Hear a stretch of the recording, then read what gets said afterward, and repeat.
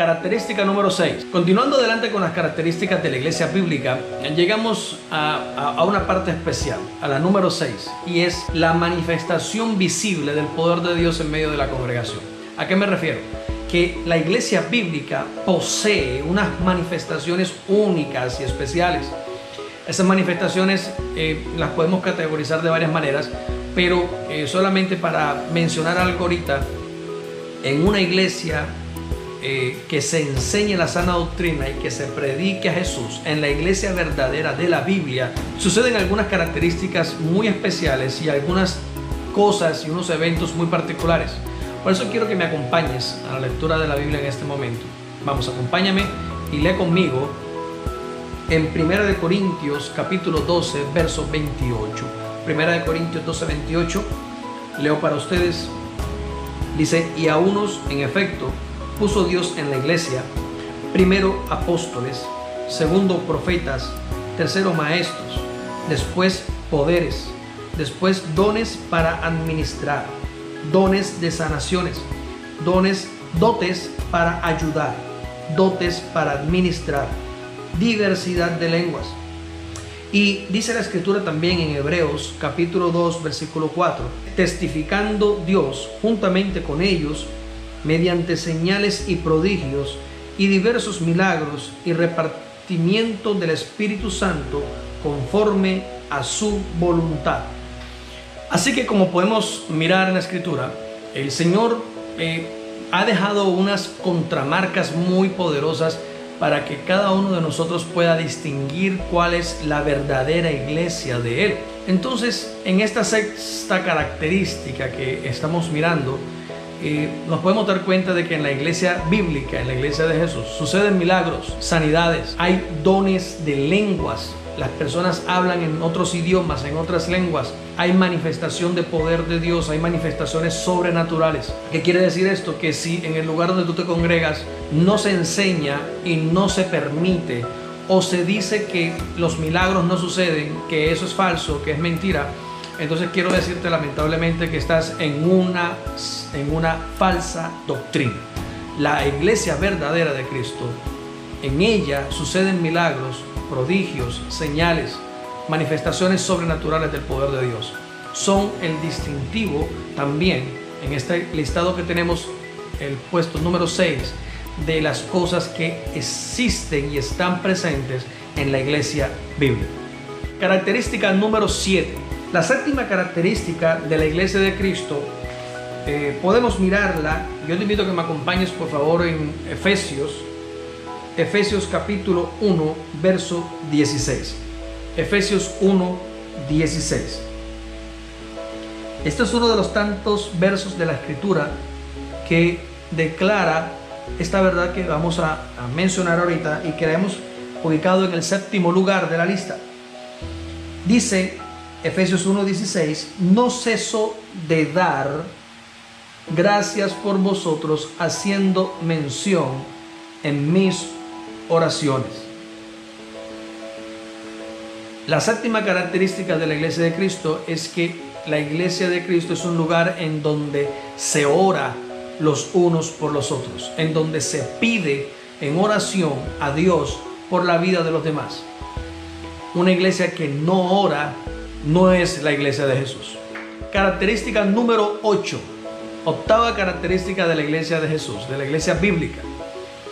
Esta característica es muy especial, es muy importante tenerla en cuenta porque define el gobierno de la iglesia, cómo la iglesia se dirige, cómo la iglesia es coordinada, cómo la iglesia es administrada aquí en la tierra.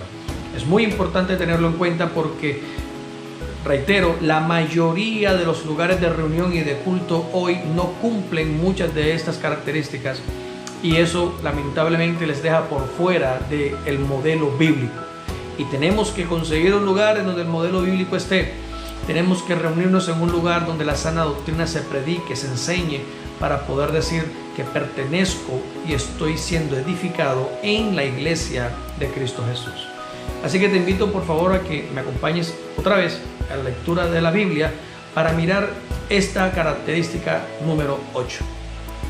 Acompáñame por favor en Hechos capítulo 14, verso 23. Hechos capítulo 14, verso 23. Hay muchas más citas que soportan este listado y particularmente esta línea número 8, pero hoy solamente voy a mencionarte esta. Hechos capítulo 14, verso 23.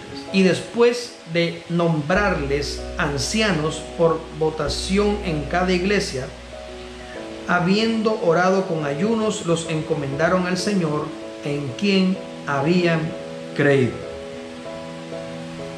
Esta octava característica muestra que el ministerio de la administración y del gobierno en la iglesia no está amparado ni está bajo el dominio o el mando de una sola persona.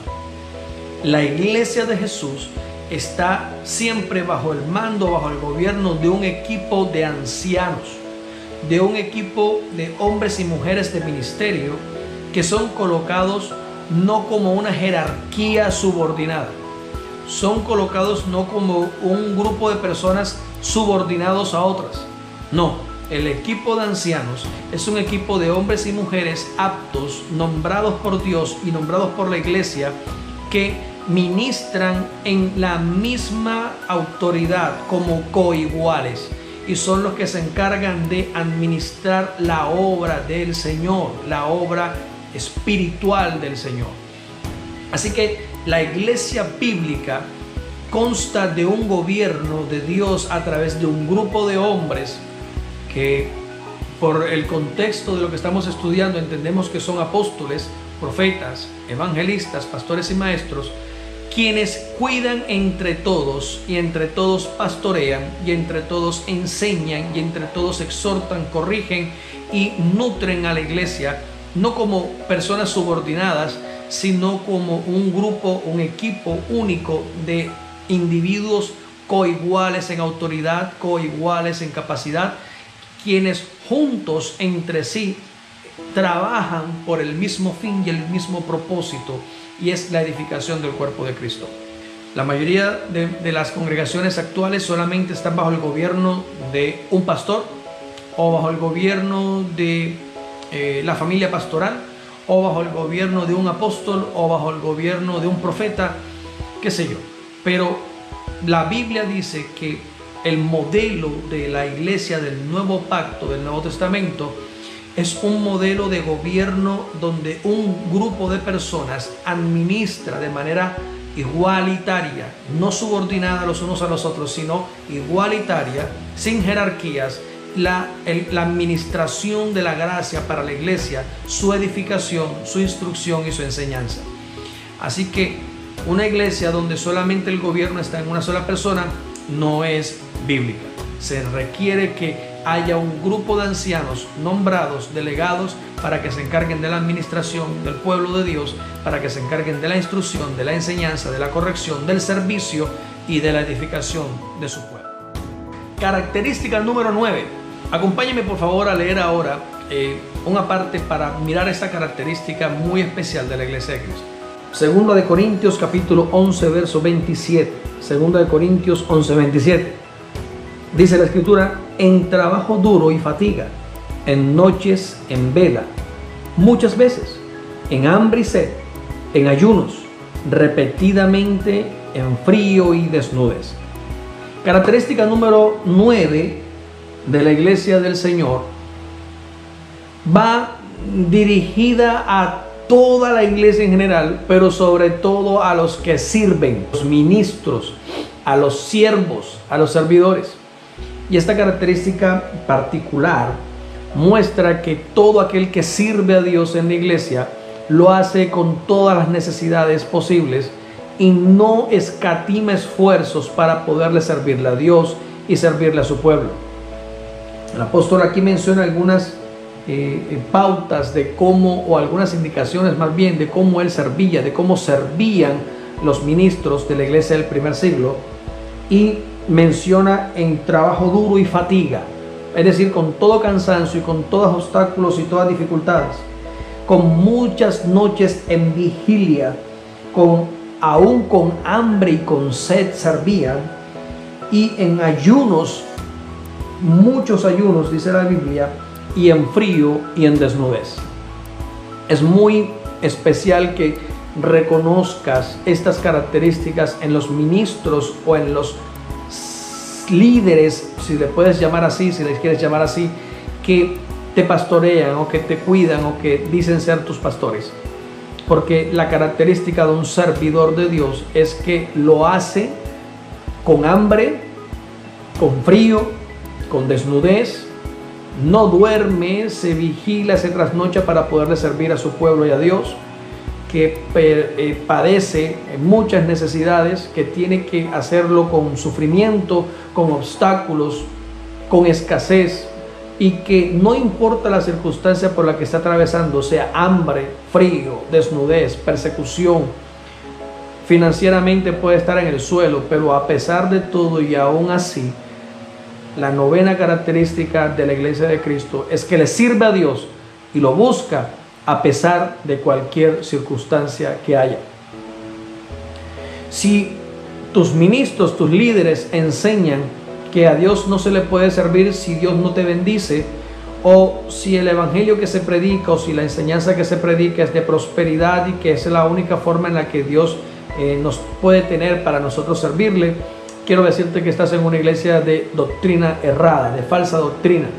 Mi consejo es que salgas corriendo de allí y busques un lugar verdaderamente en donde la palabra de Dios enseñe y donde los ministros y donde los líderes o los servidores hagan la obra del Señor de manera desinteresada, donde no exijan dinero para servir, en donde no exijan partidas financieras para servir, en donde no exijan ofrendas o diezmos para servir, porque todo el trabajo que la iglesia verdadera de Cristo hizo en el primer siglo, lo hizo de manera desinteresada, a cambio de nada, en frío, en desnudez, en aflicción, en obstáculos, en vigilia, en hambre, con muchos desvelos, con muchos trasnochos, con muchos ayunos, muchos de ellos seguramente forzosos, pero así aún ellos continuaban sirviendo a Dios, porque ese servicio abnegado es una de las características fundamentales, en este caso nuestro, en el listado, la número 9 de la iglesia verdadera de Cristo.